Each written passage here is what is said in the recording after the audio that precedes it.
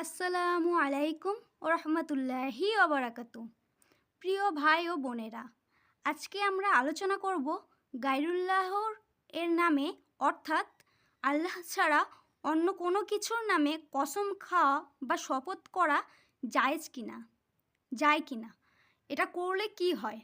তো পুরো ভিডিওটা দেখতে থাকুন, আশা করি ভালো লাগবে এবং দিনের ব্যাপারে অনেক জ্ঞান অর্জন করতে পারবেন। তো চলুন শুরু করা যাক। গায়রুল্লাহর নামে অর্থাৎ আল্লাহ ছাড়া অন্য কোনো কিছুর নামে কসম খাওয়া বা শপথ করা বড় শিরকের অন্তর্ভুক্ত। আর এজন্যই গায়রুল্লাহর নামে শপথ করা ইসলামী শরিয়াতে হারাম ঘোষণা করা হয়েছে। সৃষ্ট জীব ও বস্তুর মধ্য হতে যে কোনো বস্তুর দ্বারা মহান আল্লাহ কসম খেতে পারেন, এটা আল্লাহর জন্য জায়েজ। তাতে মহান আল্লাহর সম্মানের বা মর্যাদার কোনো হানি হয় না। অপরদিকে সৃষ্টিজীবের পক্ষে অর্থাৎ ফিরিস্তা, জিন ও মানুষের জন্য একমাত্র আল্লাহ ছাড়া অন্য কারোর নামে শপথ করা নাজায়েজ বা হারাম। অথচ বর্তমান যুগে বহু মানুষ কথায় কথায় বা সামান্য ব্যাপারে গায়রুল্লাহর নামে কসম করে থাকে, যা পরিষ্কার শিরক তথা হারাম।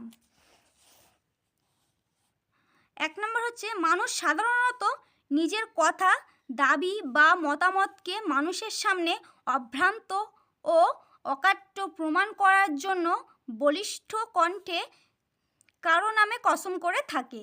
আর 2 নম্বর হচ্ছে, আর একথা সত্য যে বান্দার তরফ থেকে যার নাম শপথ করা হয় তার সর্বাধিক সম্মান ও উচ্চ মর্যাদা প্রমাণিত হয়। আর 3, আর প্রকৃত পক্ষে সর্বাধিক সম্মান ও সর্বোচ্চ মর্যাদা পাওয়ার হকদার হিসেবে একমাত্র মহান আল্লাহ ছাড়া দুনিয়ায় আর কেউ নেই। সেহেতু মানুষের পক্ষে একমাত্র আল্লাহ ছাড়া আর কারো নামে কসম করা জায়েজ নয়। গায়রুল্লাহর নামে শপথ করার পরিণতি সম্পর্কে রাসূল সাল্লাল্লাহু আলাইহি ওয়াসাল্লাম বলেছেন, যে ব্যক্তি আল্লাহ ছাড়া অন্য কারো নামে কসম খেলো সে ব্যক্তি আল্লাহর সাথে শিরক করলো। আহমদ হাদিস সহিহ। রাসূল সাল্লাল্লাহু আলাইহি ওয়াসাল্লাম আরও বলেছেন, সাবধান, নিশ্চয়ই আল্লাহ তাআলা তোমাদেরকে তোমাদের পিতৃপুরুষদের পিতামাতার নামে শপথ করতে নিষেধ করেছেন। আর যে ব্যক্তি কোনো কিছুর কসম খেতে চায় সে যেন একমাত্র আল্লাহর নামে কসম খায়, অথবা অন্য কারো নামে কসম না খেয়ে সে যেন চুপ থাকে। রাসূল সাল্লাল্লাহু আলাইহি ওয়াসাল্লাম আরও বলেছেন, যে ব্যক্তি নিজের অথবা অন্য কারোর আমানতদারির কথা উল্লেখ করে কসম খেলো সে আমাদের দলভুক্ত নয়। আবু দাউদ হাদিস সহিহ। যেমন কোনো নবী, রাসূল ও নামধারী ওয়ালি আউলিয়াদের সম্মান, মর্যাদা, সাহায্য,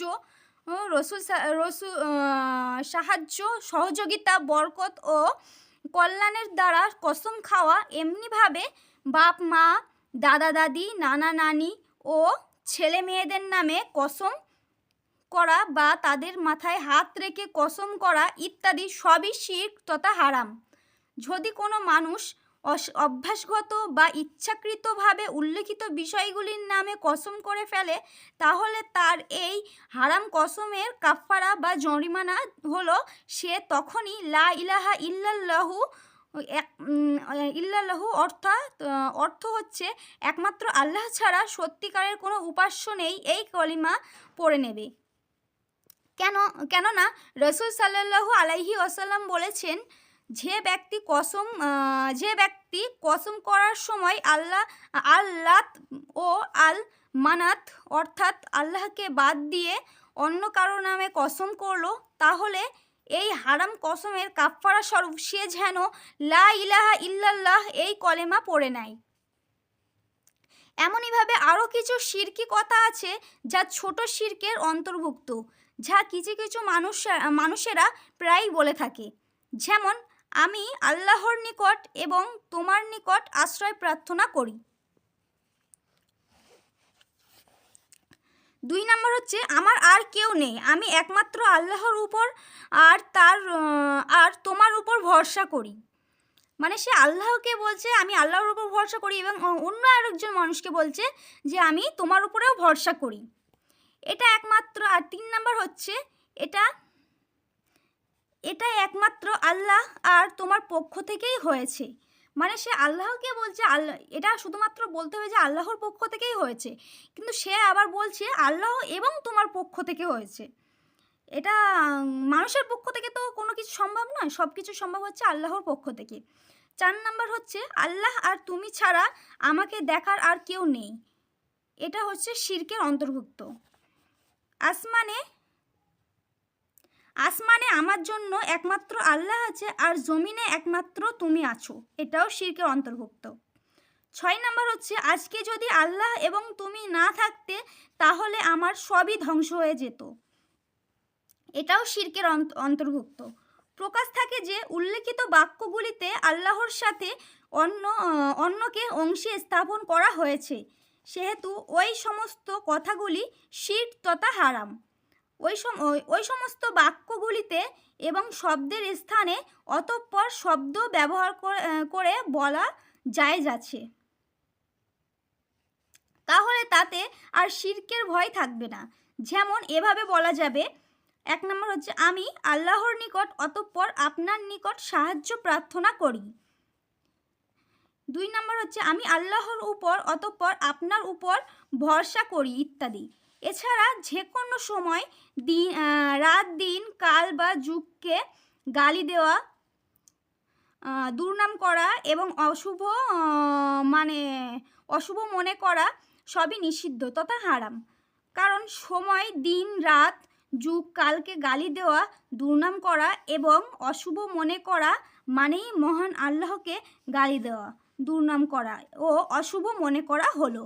কেননা সময়কাল ও যুগকে তো মহান আল্লাহই সৃষ্টি করেছেন। যেমন অনেকেই এভাবে বলে থাকে যে শেষ জামানা বড়ই খারাপ, এ সময় অকল্যাণকর বা অশুভ, এ সময়টা অকল্যাণকর বা অশুভ, এ জামানা গাদ্দার বা প্রতারক। শনিবার ও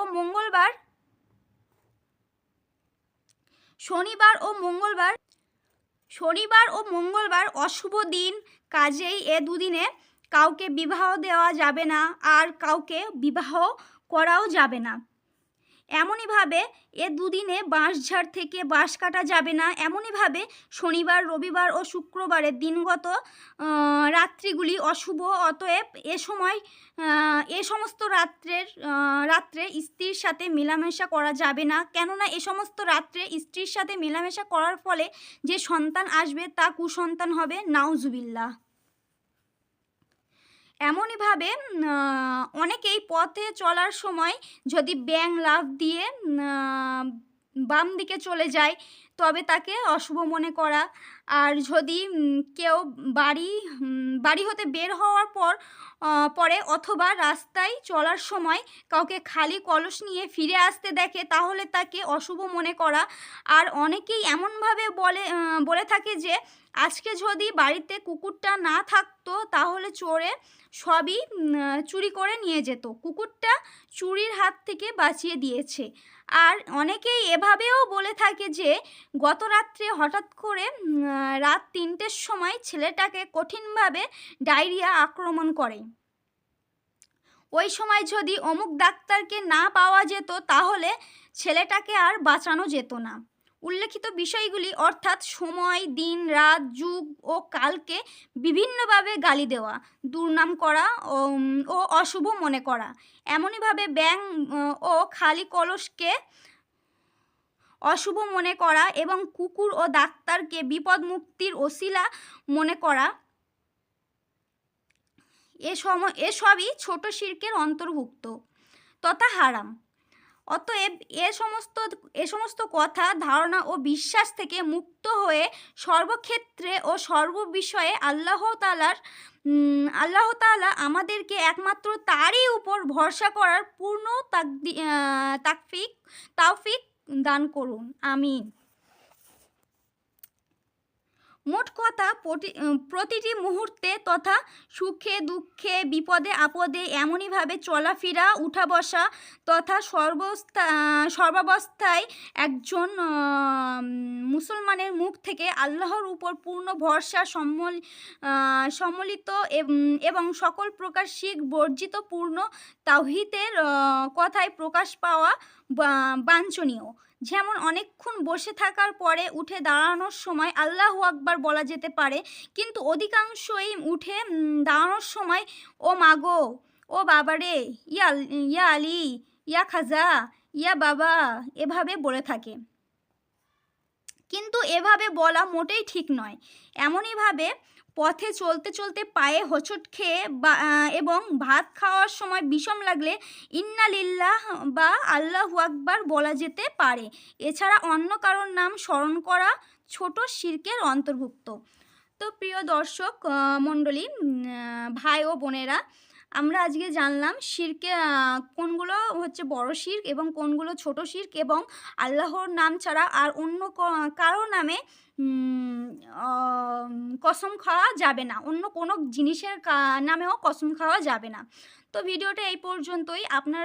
আপনাদের যদি ভালো লেগে থাকে তাহলে প্লিজ একটা লাইক করে একটা সাবস্ক্রাইব করে কমেন্ট করে পাশে থাকবেন, এবং আরও নতুন নতুন ভিডিও দেওয়ার চেষ্টা করব আমরা এই ইসলামিক সম্বন্ধিত মানে ইসলামিক সম্বন্ধিত কিছু তথ্য দেওয়ার চেষ্টা করব। তো সবাই পাশে থাকবেন। আল্লাহ হাফেজ।